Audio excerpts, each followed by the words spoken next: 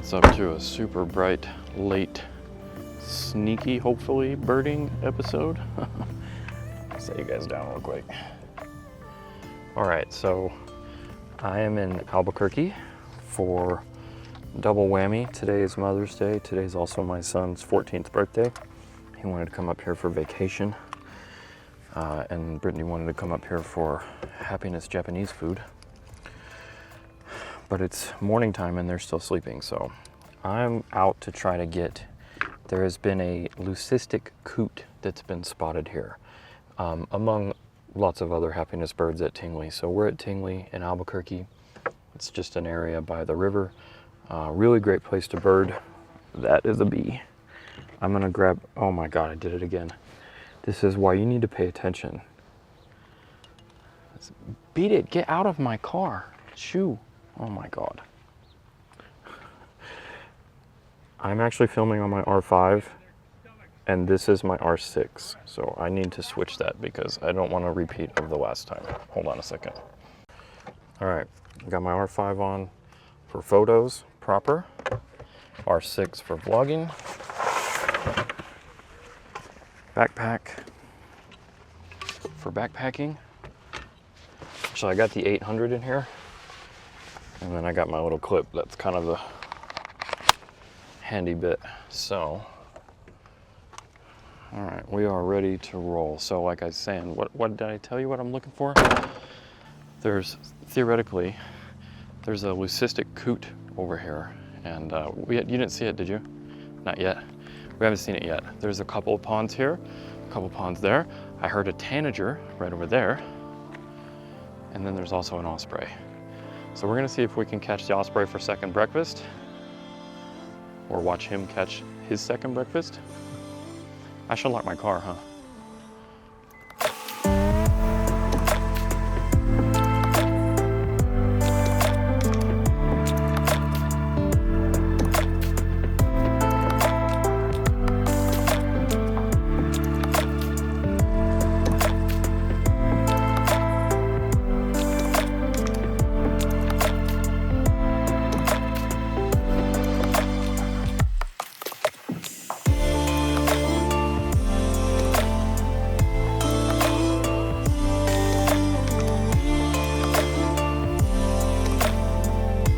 All right, there was nothing, no leucistic coot at the fishy ponds.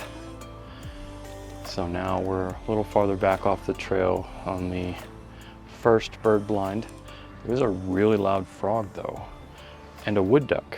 There is a single male wood duck. We all like wood ducks. No coots, no ospreys. I forgot my other target bird is definitely a blue grosbeak. I'm hearing black-headed and blue grosbeaks. I'm not seeing them. There's a lot of people on the trails right now. It's not really great birding time, but we're gonna find something. So I'm gonna go walk around this pond, maybe lay down in some reeds or something. See if I can get a grosbeak or a wren or something.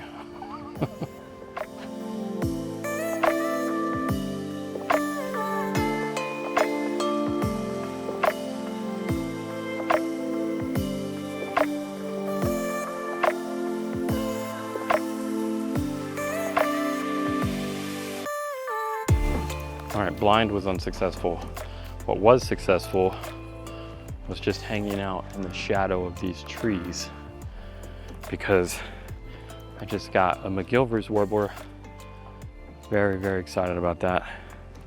I hardly ever see them and I never have a good shot of them. And I finally got a decent, at least a 3-star shot. And then Bullock's Oriole, very happy about that. I might have a 2.5 star, there's a lizard. 2.5 star shot of an Oriole. Now I think we're gonna head back to the other ponds where the cormorants are roosting, and we're gonna just watch them fly around and practice some birds in flight shot. See if we get anything cool. It's harsh light, but I don't really care. I know people are stuck up about not shooting landscapes and wildlife and all that stuff in harsh light. I'm not one of those people. I just enjoy being outside, seeing what I see, shooting things in the face no matter what light there is. So, oh, there's turtles. All right, let's go find some cormorants.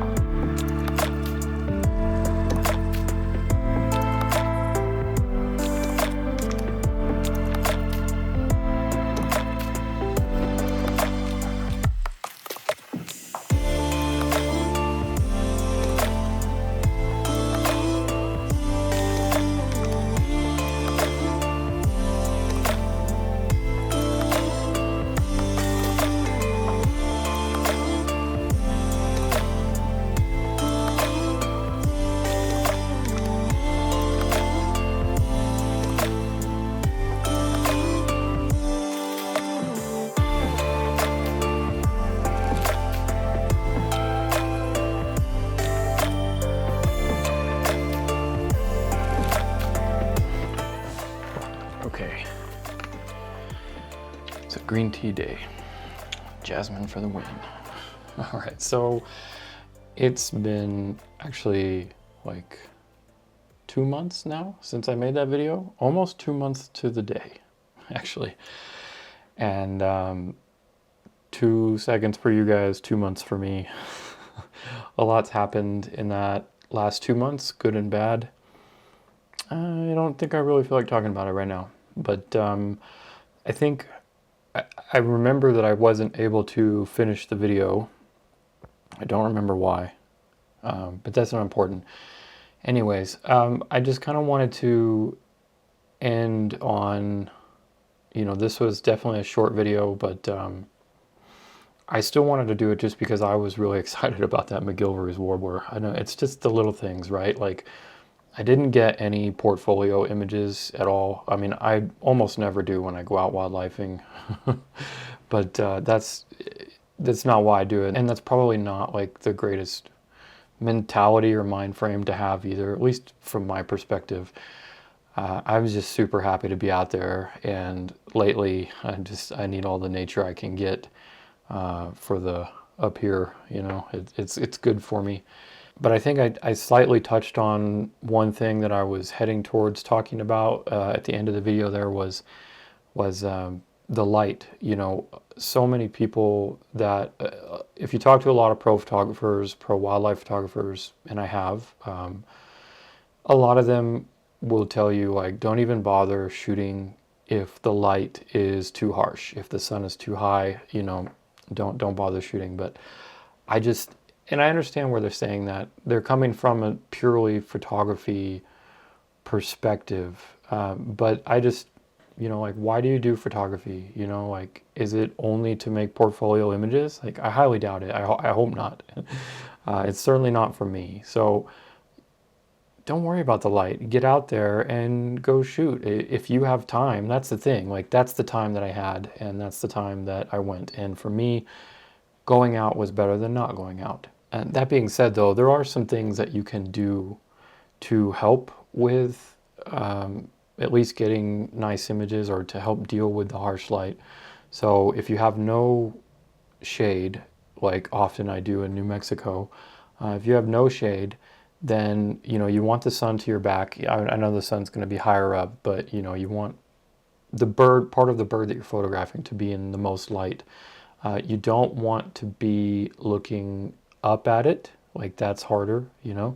And if you are, then you definitely want to be overexposing. So I shoot in manual mode with auto ISO, and that enables me to use my exposure compensation dial and bring up that exposure compensation so that, you know, the rest of the stuff may be blown out, but the bird, the dark parts of the bird, will look nice.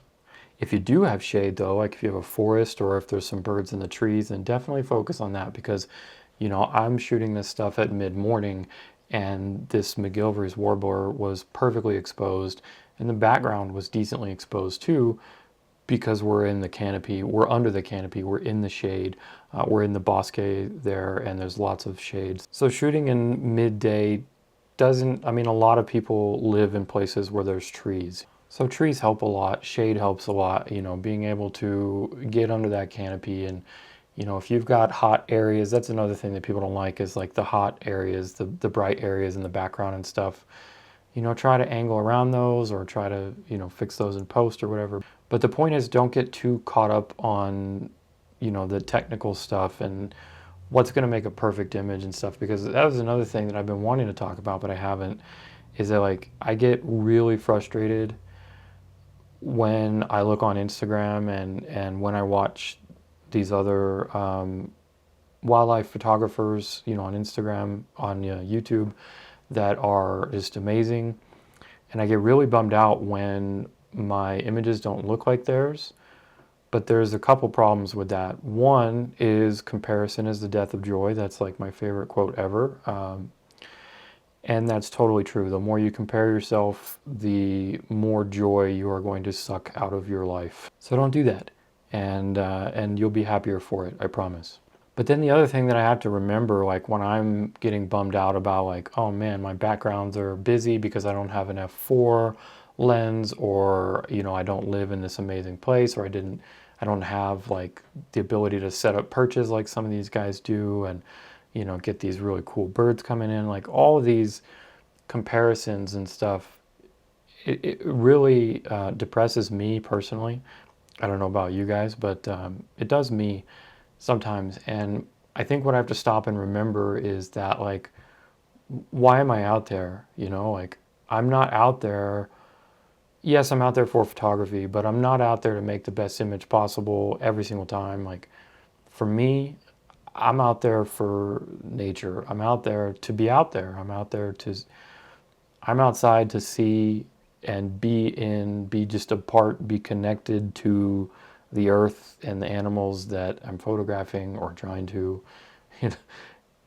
And that's the biggest thing for me. That's the biggest enjoyment. And I hope that some of my videos, and especially like the wildlife stuff, I hope that that kind of conveys and maybe, you know, inspires you guys. And the point is, of all this rambling, is just like, for me, I try to remember that. And I try to remember that just being outside, being connected to the earth photography is now my excuse to make that happen. And so that's why I just wanted to put out this highly mediocre video. Is because to me it doesn't matter. It was still great. I had a great time. I got some good visuals. I got some good photos, and I brought you guys along with me for that first part. So hopefully you enjoyed that. If you have any questions, as usual, about the actual birding or the photography or anything, leave those in the comments below, and I will definitely answer them. I've got some pretty cool stuff coming up finally. Hopefully I should be getting ready to travel again for some more wildlife, some landscape, all kinds of good stuff. So if you made it this far, I definitely appreciate it. And be sure you stick around if you haven't subscribed already. Hit that like button for me. That's definitely the best thing you can do for the channel, and I really appreciate it.